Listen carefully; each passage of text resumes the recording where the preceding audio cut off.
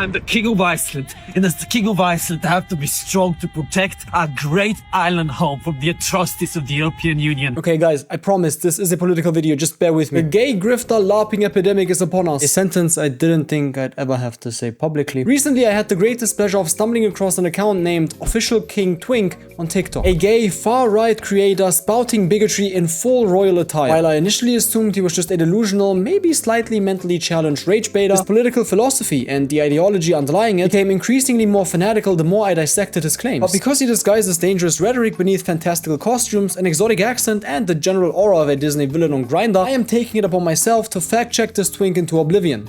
Let's start. Muslims now make up 42% of school children in Vienna, 52% in Brussels, 43% in Amsterdam, and 30% in Paris. Let's actually examine the numbers that he states. About the schools, the numbers come from an organization that is known to spread pro-Israel propaganda. It also harassed pro-Palestinian activists, so highly untrustworthy. Coincidentally, this chart was also shared by former Israeli Prime Minister Naftali Bennett with the caption, "Europe is converting to Islam." As a source, he cited David Dry, CEO of an AI analytics firm. That one, though, said he'd never even seen the chart. This chart was then reposted by the King of Incels, Elon Musk. After being asked, Grok itself said that it was probably exaggerated. An independent investigation by Reuters concluded that the numbers for 9 out of 10 cities were incorrect. Vienna actually matches the government data, but only for a portion of the school population, namely elementary and middle schools. To spare you the rest of the details, every figure beyond that was fictional, impossible as the cities or governments don't collect data on religious affiliation or simply misconstrued with kids enrolling in Islamic religious courses. If you want to check for yourself, the link for the Reuters article is in the description. In Denmark, 76% of Muslims want to ban criticism of Islam, meaning if you dare say the Quran is wrong, you could go to jail. Unverified. There is a law prohibiting burning and/or desecration of the Quran in public, but not a generalized ban on criticisms against Islam. In Germany, 37% believe violence is justified against those who insult Allah or Muhammad, and over 70% say the Quran should override European law. There is a study that shows that 67.8% of Muslims agree that the Quran is more important than German law, but it was conducted on only 300 Muslim 9th graders in Lower Saxony and not in the whole of Germany. Quick disclaimer to my American friends, because if you thought that you were safe from his factual manipulation, I have to disappoint you. This picture is going viral right now. A black woman sitting on a train surrounded by members of the Patriot Front. For those who don't know, the Patriot Front is a far-right group with views I don't agree with. But here's what actually happened. Nothing. She sat there, got on, got off, and nobody said a word to her. Nobody touched her. They kept to themselves. The Patriot Front wanted to garner media attention and new recruits by a demonstration of force, and in this case, refrained from using violence. You cannot claim that a group is peaceful from one image when its past is stained by violence, intimidation tactics, and desecration of public property. The group did attack black musician Charles Morel during a Boston march. The Patriot Front has neo-Nazi roots and deliberately hides behind polished patriotic branding. Compare that to what happened to Iryna Zarutska. A young white woman had her throat cut on a train by a mentally ill black man who had been repeatedly arrested and released by the system. As he walked away, he reportedly said, "I got that white bitch. He killed her because she was white." False equivalence, whataboutism, call it whatever you want, but you can't compare them. There's a very glaring contradiction in what you just said, but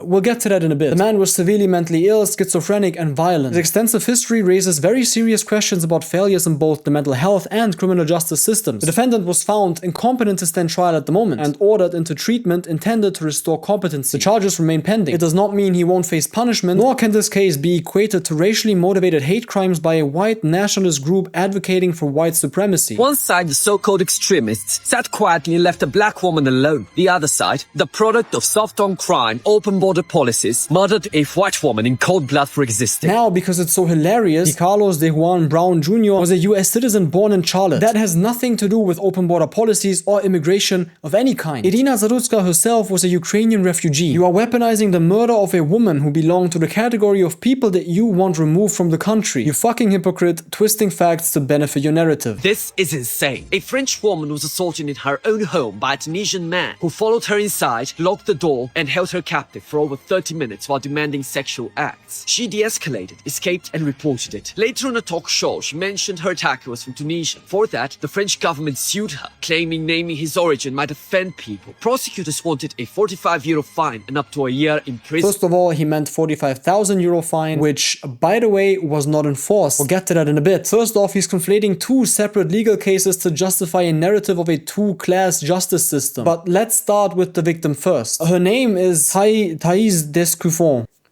a prominent far-right activist and former spokesperson for the banned extremist group Génération Identitaire. She was indeed a victim in 2021, but stating the perpetrator's background was not the reason why she was later prosecuted. She was prosecuted for a public racist insult against immigrant men, Africans, black people and Arabs, saying that they are the biggest threat to a woman's safety. And because of right-wing internet outrage, she was only fined 1,000 euros for overt hate speech on live television. I think that is not an appropriate punishment, and I think she got off pretty easy. Okay, since we got that section down, you may think, what else is there? Isn't this enough to prove that he's a right-wing delusional fanatic?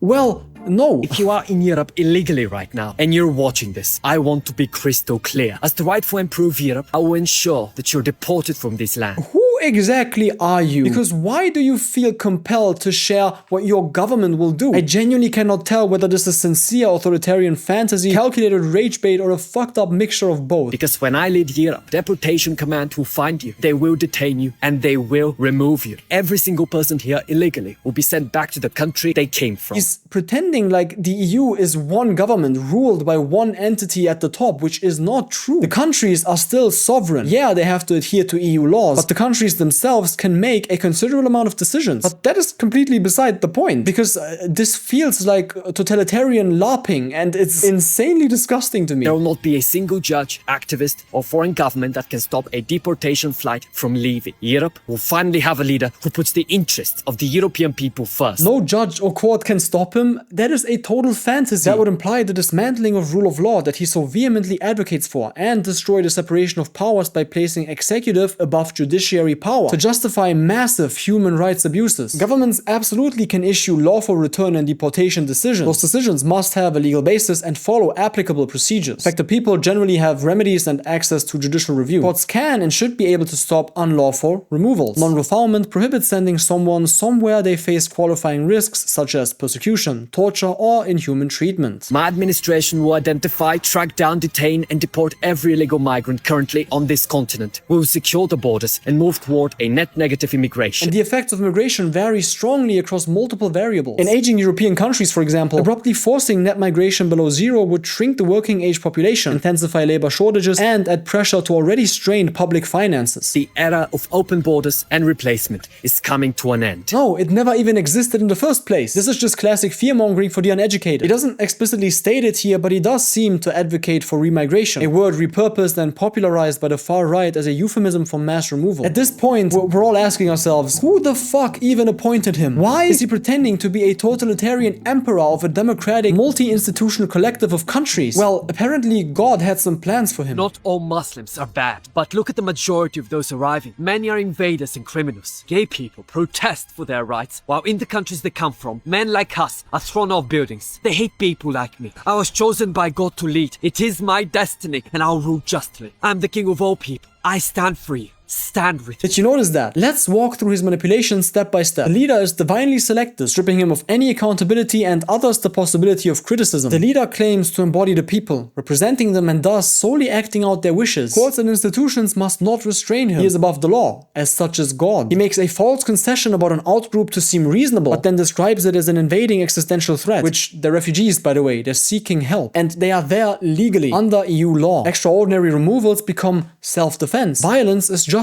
Minority rights are selectively invoked to justify hostility toward another minority. This one is especially aggravating because it's a concept known as homonationalism, not as support for the weaponized group, but to unite diverse groups by painting the outside group as barbaric, dangerous, and incompatible with Western values. None of these features belong exclusively to one historical regime, but taken together, they belong to an extremely recognizable authoritarian tradition. And shockingly to no one, there are some very strong parallels to Führer principle. Very interestingly, there was a US survey from 2017 showing a 52% acceptance of LGBTQ+ among Muslims in the US, whereas white evangelical Protestants only were at 34%. The US general public sits at a 63% acceptance rate, while Catholics sit at 66%. Now, this doesn't prove that Muslims everywhere are progressive. They obviously aren't, and attitudes vary tremendously. But it does prove his image of Muslims being this one universally anti-gay organism as false. That was a fucking doozy. Whether he actually believes this or just performs it for actual engagement is besides the point. Fabricated statistics become demographic panic. Two unrelated incidents become racial propaganda. A separate prosecution becomes evidence of two-tier justice. And royal cosplay becomes a fantasy of power above courts, laws, and human rights. And before anyone writes, "You didn't debunk anything. I did. I provided the facts. I provided the sources. Stop coping. Thank you for watching. Come back. That's an order.